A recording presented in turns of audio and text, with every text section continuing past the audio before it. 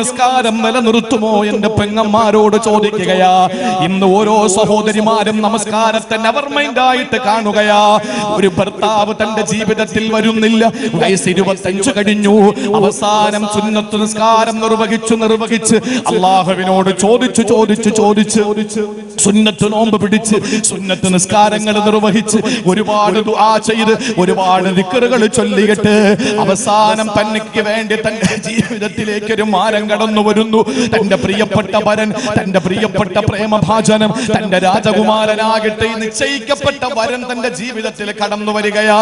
താൻ ഇത്രയും നാള് നിസ്കരിച്ചതിന് ഫലമുണ്ട്, താൻ ഇത്രയും നാള് നോമ്പ് പിടിച്ചതിന് ഫലമുണ്ട്. അങ്ങനെ തന്റെ ജീവിതത്തിലേക്ക് വരുന്ന ചെറുപ്പക്കാരന് കല്യാണത്തിന്റെ ദിവസം എത്തി. ആ കതിർ മണ്ഡപത്തിലേക്ക് രാവിലെ 8:40 മുഹൂർത്തം നോക്കിയിട്ട് വീട്ടിൽ നിന്നിറങ്ങി. എന്നിട്ട് നേരെ കതിർ മണ്ഡപത്തിൽ ചെന്നിരുന്നു. അന്ന് ഉച്ചയ്ക്ക് 12:30 മണിക്ക് പള്ളിയിൽ വെച്ച് നിക്കാഹ് നടക്കുന്നു. ഒരുപാട് നിസ്കരിച്ചതിന് അല്ലാഹു തന്ന കൂലി, ഒരുപാട് നോമ്പ് പിടിച്ചതിന് പടച്ചോൻ തന്ന കൂലി. 12:30 കഴിഞ്ഞ് നിക്കാഹ് കഴിഞ്ഞിട്ട് പള്ളിയിൽ നിന്ന് ജനങ്ങൾ വന്നു. തന്റെ കൈവെള്ളയിലേക്ക് മഹറുമാല തന്നു. തന്റെ ജീവിതത്തിന്റെ വരനായി തന്റെ ജീവിതത്തിലേക്ക് കടന്നു വന്നു.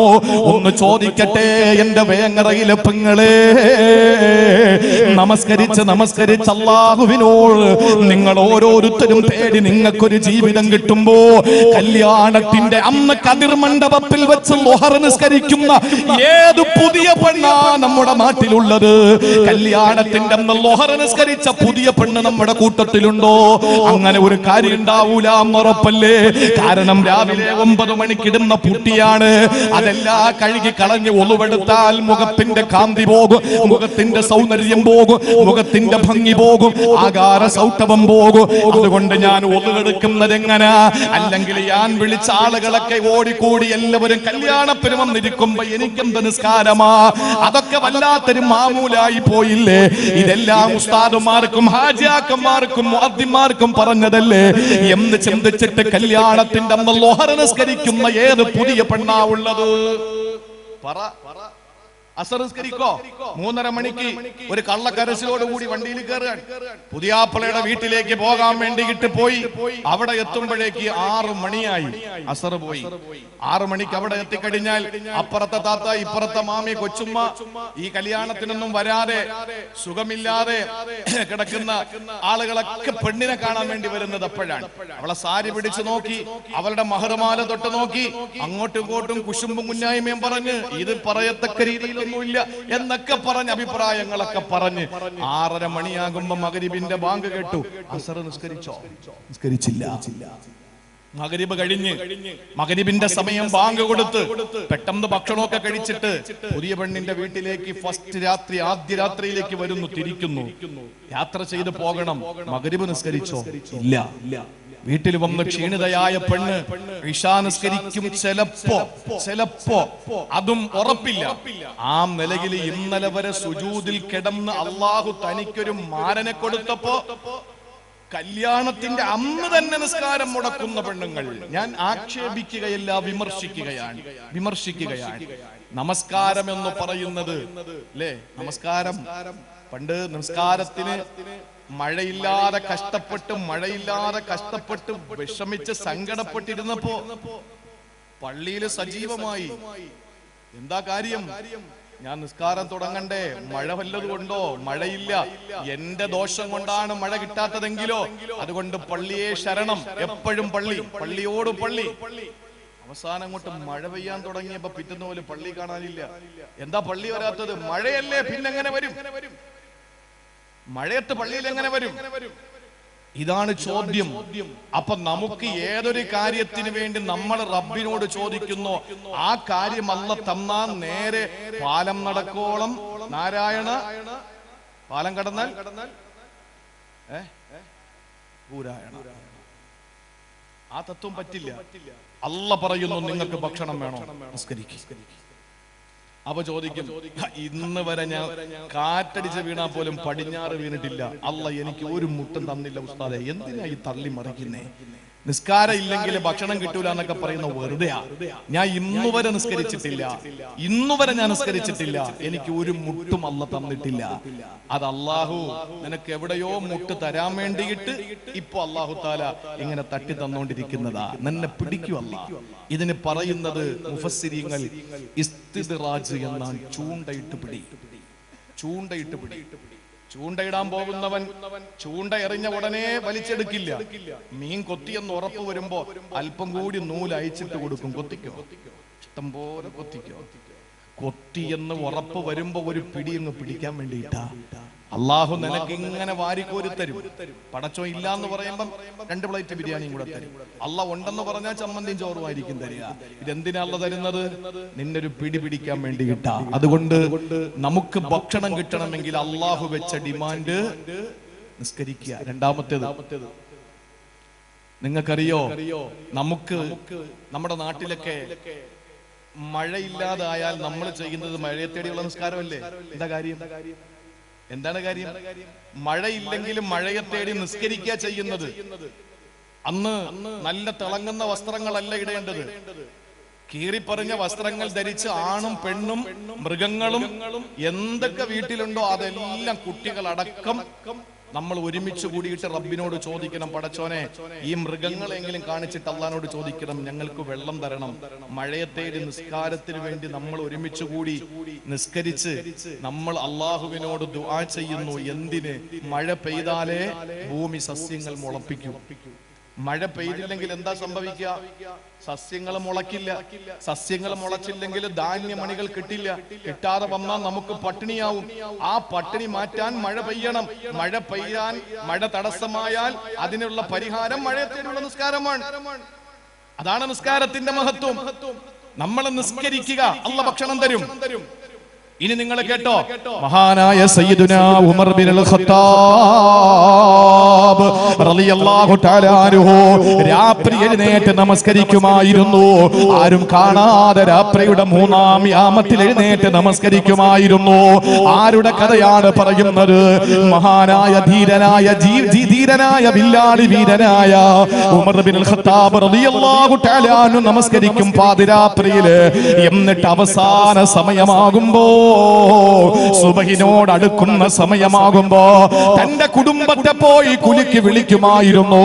തന്റെ ഭാര്യയെയും മക്കളെയും വിളിച്ചുണർത്തിയിട്ട് അവരോട് പറയുന്നത് അസ്സലാ അസ്സലാ. ഇങ്ങനെയാ ഉമർ തങ്ങൾ പറയുന്നത്. ഉമർ തങ്ങൾ പറയുമായിരുന്നു, ഇമാം ബൈഹഖി റിപ്പോർട്ട് ചെയ്ത കാര്യമായത്. ഓരോരുത്തരെയും കുടുംബത്തിലെ ഭാര്യയും മക്കളെയും വിളിച്ചുണർത്തിയിട്ട് എഴുന്നേക്കു, നിസ്കരിക്കൂ, നിസ്കരിക്കൂ, നിസ്കരിക്കൂ എന്ന് പറയുക മാത്രമല്ല, ഈ ആയത്ത് കൂടി ഓതുമായിരുന്നു. വഅ്മുർ അഹ്ലക ബിസ്സലാ വസ്തബിർ അലൈഹാ നഹ്നു ലാ നസ്അലുക റിസ്ഖാ നഹ്നു നർസുഖുക വൽ ആഖിബതു ലിത്തഖ്വാ. ഈ ആയത്ത് ഓതിയിട്ടാണ് ഉമർ തങ്ങൾ കുടുംബത്തെ വിളിച്ചുണർത്തിയിരുന്നത്. ഇനി അറിയണോ, ഇമാം മുസ്നി റളിയല്ലാഹു തആല അൻഹു. ആരാ ഇമാം മുസ്നി എന്നറിയോ? ഇമാം മുസ്നി വളരെ വലിയ സാത്വികനായ ഒരു ഇമാമാ. മഹാനവറുകളുടെ ജീവിതത്തിൽ ഏതെങ്കിലും സമയം വീട്ടിൽ പട്ടിണി വന്നാൽ, എവിടെയെങ്കിലും വിഷമം നേരിടുന്ന സാഹചര്യം ഉണ്ടായാൽ, ആ പട്ടിണി ഉണ്ടാകുമെന്ന് ഉറപ്പ് വരുന്ന സമയം എത്തിക്കഴിഞ്ഞാൽ, വിശപ്പ് വന്ന കുടുംബത്തിന് എന്തെങ്കിലും ബുദ്ധിമുട്ട് വന്നാ ഇമാം മുസ്നി റളിയല്ലാഹു അൻഹു പെട്ടെന്ന് തന്നെ കുടുംബത്തോട് പറയുമത്രേ, ഖൂമൂ ഫസല്ലൂ, കിടന്നുറങ്ങാതെ എഴുന്നേക്കൂ, നിങ്ങൾ നമസ്കരിക്കൂ. എന്നിട്ട് മഹാനവറുകൾ ഓതുന്നത് ഈ ആയത്ത് തന്നെയാണ്. ചിന്തിക്കണേ എന്റെ പെങ്ങളെ, ഭർത്താവ് വീട്ടിൽ വന്നു, രാത്രി കിടന്നുറങ്ങി, നേരം വെളുത്താലും എഴുന്നേക്കുന്നില്ല. എന്തേ?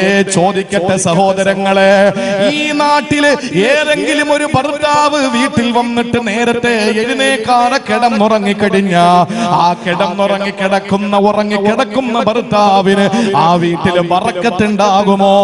ഭാര്യ നിസ്കാരമില്ലാതെ കിടന്നുറങ്ങുന്നു, ആ വീട്ടില് ബറക്കത്തുണ്ടാവോ? എന്തൊക്കെ നമ്മൾ ചെയ്താലും നിസ്കാരമില്ലാത്ത വീട്ടിൽ അല്ലാഹു നമുക്ക് ഭക്ഷണം തരില്ല, പട്ടിണിയായിരിക്കും. അല്ലാഹു തആല നമുക്ക് ഭക്ഷണം തരാൻ രണ്ടാമതായി പറഞ്ഞത് നിസ്കാരമാണ്. കുടുംബത്തെ കൃത്യമായി ഇത് ബോധ്യപ്പെടുത്തണം. ബോധ്യപ്പെടുത്തണം. ഭർത്താവിനെ ജോലിക്ക് വിട്ടാൽ മാത്രം പോരാ, നീ വീട്ടിലിരുന്ന് നമസ്കാരമുള്ളവളായി മാറണം. എന്തുകൊണ്ടാണ് ഇബ്രാഹിം നബി അലൈഹിസ്സലാം എന്ന ഭർത്താവ് പ്രസവിച്ച ഉടനെ പ്രസവത്തിന്റെ വേദന വിട്ടുമാറും മുമ്പ്, ഗർഭാശയത്തിന്റെ നനവ് വിട്ടുമാറും മുമ്പ്, ചോര പൈതലിന്റെ കാലിന്റെ ഇളം ചുവപ്പ് വിട്ടുമാറുന്നതിന് മുമ്പ് ജലരഹിതവും ജനരഹിതവും ഫലരഹിതവും ജനശൂന്യവും ഫലശൂന്യവും ജലശൂന്യവുമായ മസ്ജിദുൽ ഹറമിന്റെ ചാരത്ത് മരുപ്പച്ച അകലെയായ മരുഭൂമിയുടെ മാറിടത്തിൽ തന്റെ പ്രിയപ്പെട്ട ഭാര്യയും മകനെയും കൊണ്ടുവന്ന് ഉപേക്ഷിച്ചിട്ട് മാറി നിന്നിട്ട് ദുആ ചെയ്തു. എന്താ ദുആ ചെയ്തെന്നറിയോ?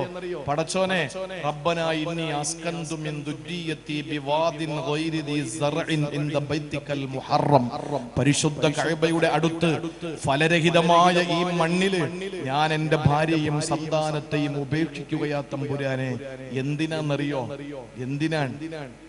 എന്തിനാണ് ഞാൻ ഇവിടെ ഈ പള്ളിയുടെ അടുത്ത്, ഈ ഹറമിന്റെ അടുത്ത് ഞാൻ എൻ്റെ മോനെയും എൻ്റെ ഭാര്യയും ഉപേക്ഷിച്ചു പോകുന്നത്? അവര് നിസ്കാരമുള്ളവരാകാൻ വേണ്ടിയാണ്. എന്നിട്ട് ഇബ്രാഹിം നബി ദുആരക്കാണ്, പടച്ചോനെ, റബ്ബനാ ലിയുഖീമുസ്സലാ ഫജ്അൽ അഫ്ഇദത്തം മിനന്നാസി തഹ്വി ഇലൈഹിം. ശ്രദ്ധിച്ചോ, ഫജ്അൽ അഫ്ഇദത്തം മിനന്നാസി തഹ്വി ഇലൈഹിം. അല്ലാഹുവേ, ഒരു മനുഷ്യനെ ഇവിടെ കാണാനില്ല, എന്റെ ഭാര്യയും എന്റെ കുഞ്ഞല്ലാതെ വേറെ ആരും ഇവിടെ ഇല്ല. അതാകട്ടെ, ഞാൻ കാത്തിരുന്ന് മഴ കാത്തിരുന്ന വേഴാമ്പലിന്റെ കളകൂജനം പോലെ ജീവിതത്തിന്റെ അവസാനം കിട്ടിയ ഒരു മകൻ. ആ മകനെ ഉപേക്ഷിക്കാൻ പറഞ്ഞപ്പോ ഞാൻ ഉപേക്ഷിക്കുകയാണ്. എന്തിനാണ് ഞാൻ ഉപേക്ഷിക്കുന്നതെന്നറിയോ? റബ്ബനാ ലിയുഖീമുസ്സലാ, ഈ പള്ളിയുടെ ചാരത്ത് കൊണ്ടുവന്ന് ഞാൻ എന്റെ ഭാര്യയും മകനെയും ഉപേക്ഷിക്കുന്നത് ഇവര് നിസ്കാരമുള്ളവരാകാൻ വേണ്ടിയാണ്.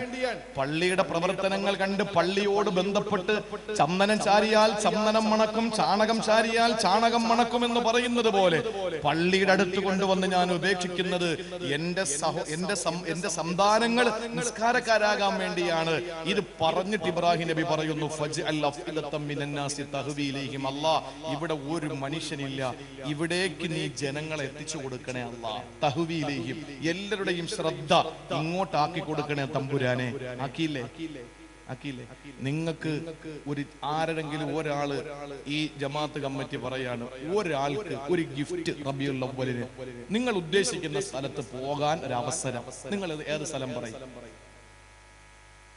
മണാലിയ, മസനക്കുടി വഴി കൂട്ടിക്ക, ഏത് പറയും? Mecca, Medina. എനിക്ക് മക്കത്ത് ഹറമിലൊന്ന് പോകണം, അതല്ലേ പറയുള്ളൂ.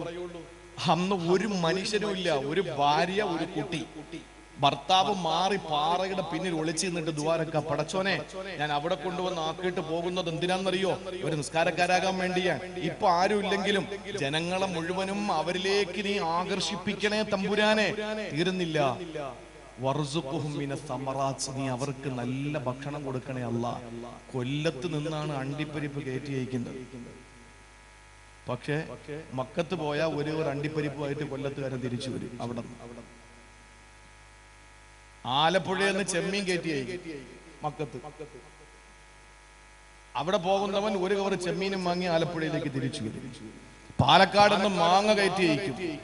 അവിടെ പോയി ഒരു കിലോ മാങ്ങയും വാങ്ങിച്ച് നേരെ എവിടെ വരും? പാലക്കാട്ടേക്ക് വരും. എന്താ കാര്യം? അവിടെ കിട്ടുന്ന സാധനങ്ങൾ വിഷമുള്ളതല്ല, നല്ല പ്യൂർ സാധനങ്ങളാണ്. ഇവിടെ ആണെങ്കിലോ വയറ്റിൽ നിന്ന് പോകുന്നത് പരിശോധിക്കാൻ മുക്കിന് ലാബ്, വയറ്റിലോട്ട് പോകുന്നത് പരിശോധിക്കാൻ ലോകത്ത് ഒരു ലബോറട്ടറി ഇല്ല, അല്ലേ? എല്ലാം വിഷം, കഴിക്കുന്നതൊക്കെയും വിഷം. നല്ല സാധനം കിട്ടണമെങ്കിൽ മക്കത്ത് പോയി വാങ്ങി കഴിക്കണം. എന്താ കാര്യം? അള്ളാഹുവിനോട് ഇബ്രാഹിം നബി ദുആ ചെയ്ത് ഇതിപ്പോ ലൈവ് നോക്കി അറിയാം, കുറെ ഹൈവാന്മാരുണ്ട്, എല്ലാം കാക്കന്മാരാ. ഇപ്പൊ ഇരുന്ന് ഇങ്ങനെ കമന്റ് അടിക്കുന്നു. ഇവരൊക്കെ വേറെ ഒരു ജോലിയില്ല. ഇപ്പൊ ഇങ്ങനെ ഇരുന്ന് കമന്റ് എഴുതിക്കൊണ്ട് നീയൊക്കെ അടിച്ചോ, എന്റെയൊക്കെ വിരല് എപ്പോഴാണോ തളരുന്നത് അതുവരെ കുത്തിക്കുറിച്ചോണ്ടിരുന്നോ. നമ്മൾ പറയാനുള്ളത് പറഞ്ഞുകൊണ്ടിരിക്കും.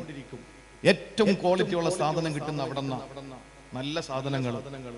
ആ സാധനങ്ങൾ അവിടെ നിന്ന് കിട്ടാൻ കാരണം ഇബ്രാഹിം നബിയുടെ ദുആയാണ്. മക്കത്ത് കിട്ടാത്ത എന്താണ്?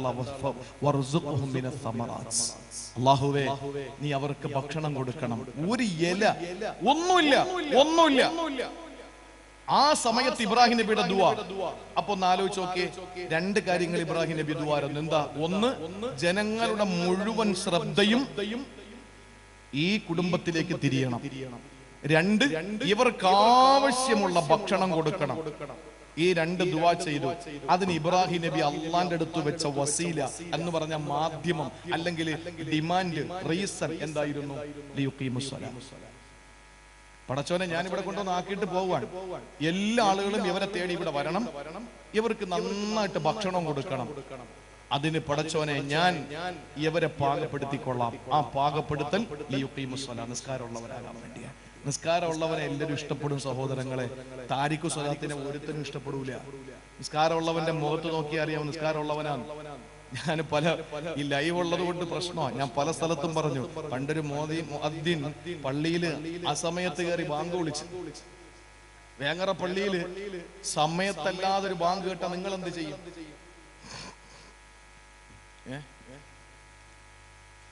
നിങ്ങളെന്തോ പിണക്കം പോലെയാണല്ലോ. എന്ത് ചെയ്യും?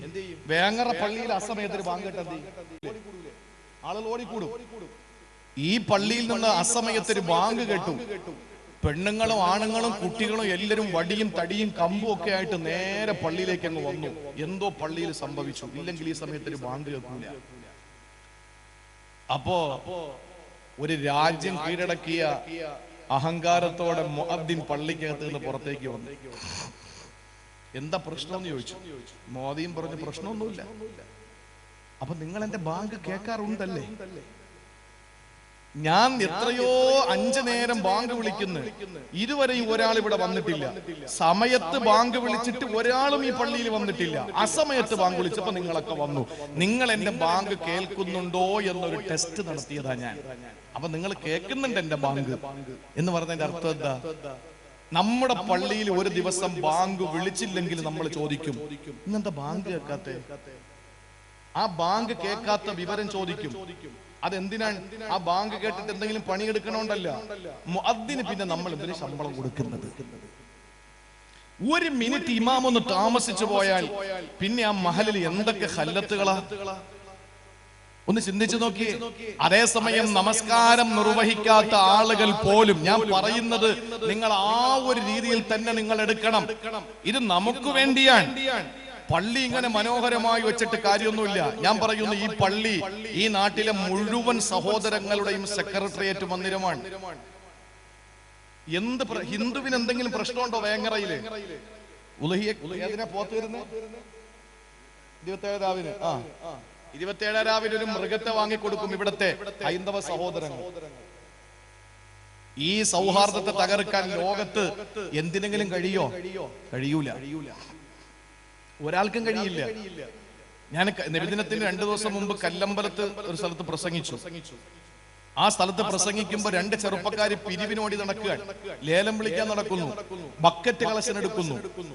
അപ്പൊ അവരുടെ ഉത്സാഹം കണ്ടപ്പോ എനിക്ക് ഭയങ്കരമായി ആ കുട്ടികളോട് താല്പര്യം തോന്നി. ഭക്ഷണം കഴിക്കാൻ വേണ്ടി ഇരുന്നപ്പോ സംഘാടകര് പറഞ്ഞു, ഉസ്താദേ, ഈ 2 പേര് നമ്മളോടൊപ്പം സഹകരിക്കുന്ന ഹൈന്ദവ സഹോദരങ്ങളാണ്. ഈ സൗഹാർദ്ദം ഇവിടെ പൊട്ടുതൊട്ട അമ്മയുടെ മകനും തട്ടമിട്ട ഉമ്മയുടെ മകനും കുരിശുമാലയണിഞ്ഞ അമ്മയുടെ മകനും ഐക്യപ്പെട്ട് സാഹോദര്യത്തോടെ കഴിയുന്നൊരു നല്ല നാളെയാണ് നമുക്ക് വേണ്ടത്. ഇവിടുത്തെ ഹിന്ദു സഹോദരങ്ങൾ ഒരു മൃഗത്തെ വാങ്ങിയിട്ട് 27 രാവിലെടുത്ത വിശ്വാസികൾക്ക് കൊടുക്കുന്നു എന്ന് പറയുന്ന ചെറിയ കാര്യമൊന്നുമല്ല. എല്ലാവരും കേൾക്കണം. ഇത് കൊല്ലം ജില്ലയാണ്, കരുനാഗപ്പള്ളിയാണ്, വേങ്ങറ എന്ന് പറയുന്ന പ്രദേശമാണ്. ഈ പ്രദേശത്ത് ഇവിടത്തെ സമുദായത്തിലെ പ്രിയപ്പെട്ട സഹോദരങ്ങൾ, സഹോദരിമാര് ഇവിടെ വലിയ രീതിയിലുള്ള സഹകരണമാണ് നടത്തുന്നത്. എത്ര ലക്ഷം? ഒരു വർഷം 4 ലക്ഷത്തിലധികം രൂപ ജാതിയും അതും ഒന്നും നോക്കാതെ ചികിത്സയ്ക്കും ഭക്ഷണത്തിനും നൽകുന്നു നമ്മുടെ മഹല്ല. ഈ പള്ളി ആകെ എത്ര? 200 വീടാ. 260 വീടുകളുള്ള ഈ ചെറിയൊരു മഹല്ല്, 260 വീടുകൾ മാത്രമുള്ള ചെറിയൊരു മഹല്ലാണ്. എന്നെ കേൾക്കുന്ന ലൈവ് കേൾക്കുന്ന സഹോദരങ്ങൾ കേൾക്കാൻ വേണ്ടി ഞാൻ പറയാണ്, 260 കുടുംബമുള്ള ഈ ചെറിയ ഒരു മഹല്ല്, ഇവിടെ വർഷത്തിൽ 4 ലക്ഷം രൂപ, 4 ലക്ഷത്തിലധികം രൂപ ഹിന്ദു, ക്രിസ്ത്യാനി, മുസ്ലിം എന്ന വേർതിരിവില്ലാതെ ഭക്ഷണത്തിനും ചികിത്സയ്ക്കും വേണ്ടി കൊടുക്കാൻ. എന്തൊരു മനോഹരമായ ഒരു സംസ്കാരം, സംസ്കൃതി അള്ളാഹു നിലനിർത്തി തന്ന് അനുഗ്രഹിക്കുമാറാവട്ടെ. അതാണ് ഞാൻ പറഞ്ഞത്, ഈ നാട്ടിൽ ഏതെങ്കിലും ഒരു മനുഷ്യൻ എന്ത് പ്രശ്നമുണ്ടെങ്കിലും അതിന്റെ പരിഹാരം സെക്രട്ടേറിയറ്റ് മന്ദിരമാണ് വേങ്ങറപ്പള്ളി. നമുക്കറിയില്ല, പണ്ടുള്ളവർ പറയും എന്തെങ്കിലും പ്രശ്നം വരുമ്പോ പോയി എവിടെ പറയണം, എന്ത് പറഞ്ഞാലും പോയി പള്ളി പറയണമെന്ന് പറയും. എന്റെ അർത്ഥം എന്താ? പള്ളി പറഞ്ഞ പരിഹാരമുണ്ട്. ഇന്ന് പള്ളി നടക്കുന്ന കാര്യങ്ങൾ ചായക്കടയിലാ പരിഹാരം കാണുന്നത്. തലതിരിഞ്ഞ സംസ്കാരമായി പോയി. അപ്പോഴും ഇവിടെ ആ പ്രാമാണികമായ ആ ഒരു ശൈലി പിന്തുടരുന്നു. അള്ളാഹു ബറക്കത്ത് ചെയ്യട്ടെ. അതുകൊണ്ട് പ്രിയപ്പെട്ട സഹോദരങ്ങളെ, ഈ നാട്ടിലെ ഏറ്റവും മനോഹരമായ പള്ളിയിൽ നമസ്കാരത്തിന് ചെറുപ്പക്കാര് സജീവമാകണം, ഉണ്ടാകുമെന്ന് എനിക്കറിയാം. ഞാൻ അതുകൊണ്ട് തന്നെ കൂടുതൽ വിശദീകരിക്കുന്നില്ല. നമസ്കാരത്തിലൂടെ പടച്ചവൻ നമുക്ക് യഥേഷ്ടം ഭക്ഷണം തരുമെന്ന് അല്ലാഹു പറയുമ്പോ, സഹോദരങ്ങൾ ഏറ്റവും കൂടുതൽ അടിമയായ നമ്മൾ ഉടമയായ പടച്ചവനോട് അടുക്കുന്നത് എപ്പോഴെന്നറിയോ? ഉളഹിയയ്ക്ക് മൃഗത്തെ അറുക്കുമ്പോഴല്ല, 27 ആരാവിന് ഇത്തിക്കാഫിരിക്കുമ്പോഴല്ല, ഒരു വെള്ള തുണിയിൽ ഒരു വെള്ളമുണ്ടൊടുത്തൊരു വെള്ളമുണ്ട് പുതച്ചുകൊണ്ട് കരിമ്പടം പുറച്ച കറുത്ത സുന്ദരിയായ കരിങ്കൽ ഭിത്തി കൊണ്ട് നിർമ്മിക്കപ്പെട്ട കൈവാലയത്തിലേക്ക് കഥനക്കഥകൾ പറഞ്ഞ് കരഞ്ഞു കലങ്ങിയ കണ്ണുകളോടെ യാത്ര തിരിക്കുമ്പോ, അപ്പോഴല്ല പടച്ചവനോട് നമ്മൾ ഏറ്റവും കൂടുതൽ അടുക്കുന്നത്. ഏത് സമയത്താ നമ്മൾ റബ്ബിനോട് ഏറ്റവും കൂടുതൽ അടുക്കുന്നതെന്നറിയോ? ഒരു മനുഷ്യൻ അവന്റെ ആരുടെ മുന്നിലും കുനിക്കാത്ത ശിരസ്, ആരുടെ മുന്നിലും കുനിക്കാത്ത അന്തസ്സിന്റെ, ഇസ്സത്തിന്റെ, ആഭിജാത്യത്തിന്റെ തല, അത് നടന്നു പോകുന്ന നിലത്ത് വെച്ചിട്ട് അവന്റെ പൃഷ്ഠഭാഗം തലയേക്കാൾ ഉയർത്തി വെച്ചിട്ട് അവൻ പറയുന്നത് സുബ്ഹാന റബ്ബിയൽ അഅ്ലാ വ ബിഹംദിഹി, അത്യുന്നതനായ നിനക്കാണ് സർവസ്തുതി അല്ലാഹ്, നീയാണ് സർവസ്തോത്രത്തിന് ഉടമസ്ഥൻ തമ്പുരാന് എന്ന് പറയുന്നത്. ഒരു മനുഷ്യന് സുജൂദിൽ കിടക്കുമ്പോഴാ അഖറബുമായ ഖൂലുൽ അബ്ദു മിൻ റബ്ബിഹി വഹുവ സാജിദു, സുജൂദ് ചെയ്യുമ്പോഴാണ് ഒരു അടിമ ഉടമയോട് ഏറ്റവും കൂടുതൽ അടുക്കുന്നത്. ആ സുജൂദിൽ നമ്മൾ കിടക്കുന്നത് എങ്ങനെയാണ്? ഈ ഇന്ത്യയിലെ ഏറ്റവും വലിയ സമ്പന്നന്മാരിൽ സമ്പന്നനായ ബഹുമാനപ്പെട്ട യൂസുഫ് അലി സാഹിബ് ഞാൻ കോടീശ്വരനാണെന്ന് പറഞ്ഞിട്ട് പ്രിയപ്പെട്ടവരെ സുജൂദിൽ കിടക്കാതിരിക്കുവോ? അല്ലെങ്കിൽ സൗദിയുടെ ഭരണാധികാരി സൽമാൻ രാജാവോ, കിരീടാവകാശി മുഹമ്മദ് ബിൻ സൽമാനോ? പ്രിയപ്പെട്ട സഹോദരങ്ങളെ, ഞാൻ സൗദിയുടെ കിരീടാവകാശിയാണ്, ഇവിടുത്തെ ഭരണാധികാരിയാണ്, രാജാവാണ് എന്നൊക്കെ ചിന്തിച്ചുകൊണ്ട് സുജൂദിൽ കിടക്കാതിരിക്കുമോ? സമ്പന്നനും സുജൂദിൽ വീഴു, ധനാഢ്യനും സുജൂദിൽ വീഴു, അധികാരിയും സുജൂദിൽ വീഴു. ആ സുജൂദ് എങ്ങനെയാണെന്നറിയോ? ഒരു നിമിഷം നിങ്ങൾ ചിന്തിച്ചു നോക്കിയാൽ അതിന്റെ ഗൗരവം നിങ്ങൾക്ക് മനസ്സിലാകും. 6 മാസം കഴിഞ്ഞ് 7-8 മാസം എത്തുമ്പോ എങ്ങനാ നമ്മൾ വീട്ടിൽ നടന്നത്? മുട്ടിലിഴഞ്ഞിട്ടല്ലേ നടന്നത്? മുട്ടിലിഴഞ്ഞിട്ടല്ലേ നടന്നത്? നമ്മൾ ചെറിയ പ്രായത്തിൽ 8-ാം മാസത്തിൽ എങ്ങനാണ് വീട്ടിൽ നടന്നത്? മുട്ടിലിഴഞ്ഞിട്ടല്ലേ നടന്നത്? 2 കാൽമുട്ട് നിലത്തു വെച്ച് 2 കൈയും നിലത്തു വെച്ചിട്ടല്ലേ നമ്മൾ നടന്നത്? അതേപോലെയാണ് സമ്പന്നൻ കിടക്കുന്നത്, അതേപോലെയാണ് ധനാഢ്യൻ കിടക്കുന്നത്, അതേപോലെയാണ് അധികാരി കിടക്കുന്നത്. ആരുടെ മുന്നിലാണ്? അള്ളാന്റെ മുന്നിലതാ പഞ്ചപുച്ഛമടക്കിയിട്ട് നമ്രശിരസ്കരായി കുഞ്ഞുങ്ങളെ പോലെ മുട്ടിലിഴഞ്ഞ് കിടക്കുന്ന സുജൂദ്. ആ സുജൂദ് ഒന്ന് ചെയ്തിട്ട് എഴുന്നേറ്റിരിക്കുകയാ. ഇനി അടുത്തതും സുജൂദ് തന്നെയാണ്. ഈ 2 സുജൂദിന്റെ ഇടയിൽ നമ്മൾ പറയുന്നത് എന്തെന്നറിയോ? പറയേണ്ടത് എന്തെന്നറിയോ? റബ്ബിഗ്ഫിർലി വർഹംനി വജ്ബുർനി വർഫഅനി വർസുഖ്നി വഹ്ദിനി വആഫിനി. 7 7 കാര്യങ്ങളാ പടച്ചവനോട് ചോദിക്കുന്നത്. 2 സുജൂദിന്റെ ഇടയിലാണെന്ന് ചിന്തിക്കണം. ഈ 2 സുജൂദിന്റെ ഇടയിൽ നമ്മൾ ചോദിക്കുന്ന 7 കാര്യങ്ങളാ. എപ്പോഴാ നമ്മൾ ചോദിക്കുന്നത്? റബ്ബുമായിട്ടുള്ള ഏറ്റവും വലിയ അടുപ്പത്തിനിടയിലാ ചോദിക്കുന്നത്. എന്താ 7 കാര്യങ്ങള്? 1 നമ്മളെ പാപം പൊറുക്കാൻ റബ്ബി ഗഫിർലി. രണ്ടാമത്തേത് വർഹംനി, റഹ്മത്ത് ചോദിക്കുന്നു. മൂന്നാമത്തേത് വജ്ബുർലി, ഞങ്ങളെ പരിഗണിക്കണേ തമ്പുരാനെ. നാലാമത്തേത് വർഫഇനി, ഞങ്ങളെ എല്ലാ മേഖലകളിലും ഉയർത്തണേ അല്ലാ. ഉദ്യോഗ തലങ്ങളിൽ ഞങ്ങളെ ഉയർത്തണേ തമ്പുരാനെ. പിന്നെ ചോദിക്കുന്നത് വർസുഖുനി, ഞങ്ങൾക്ക് ഭക്ഷണം തരണേ അല്ലാ. വീണ്ടും ചോദിക്കുന്ന വഹ്ദിനി, ഞങ്ങൾക്ക് ഹിദായത്ത് തരണേ അല്ലാ. പിന്നെ ചോദിക്കുന്ന വആഫിനി, ഞങ്ങൾക്ക് ആരോഗ്യം തരണേ അല്ലാ. അർത്ഥമറിഞ്ഞ് എത്ര പെങ്ങന്മാരായത് പടച്ചോരോട് ചോദിച്ചിട്ടുള്ളത്. അല്ലാഹുവേ, നീ എനിക്ക് പുറത്തു തരണം, എനിക്ക് കരുണ ചൊരിയണം, എന്നെ പരിഗണിക്കണം, എന്നെ ഉയർത്തണം, എനിക്ക് ഭക്ഷണം തരണം, എനിക്ക് നീ ഹിദായത്ത് തരണം, എനിക്ക് നീ ആഫിയത്ത് തരണമെന്ന് എത്ര പേര് നന്നായിട്ട് 2 സുജൂദിന്റെ ഇടയിൽ ചോദിച്ചിട്ടുണ്ട്. ആ ചോദിക്കുന്നതിൽ 5ാമതായി ചോദിക്കുന്നത് വർസുഖുനി, എന്നെ പട്ടിണിക്കിടല്ലേ അല്ലാ. ഇത് 2 സുജൂദിന്റെ ഇടയിലാകുമ്പോ റബ്ബ് സ്വീകരിക്കാതിരിക്കുവോ? അത് നിസ്കാരത്തിലാണ്. അതുകൊണ്ട് നമസ്കാരം നിലനിർത്തണം. വഅ്മുർ അഹ്ലക ബിസ്സലാത്തി വസ്തബിർ അലൈഹാ ലാ നസ്അലുക റിസ്ഖൻ നഹ്നു നർസുഖുക വൽ ആഖിബത്തു ലിത്തഖ്വാ. രണ്ടാമതായി നമ്മൾ ചെയ്യേണ്ടത് അല്ലാഹുവിന് വേണ്ടി നിസ്കരിക്കുക. അല്ലാഹ് ഭക്ഷണം തരും, മറക്കരുത്.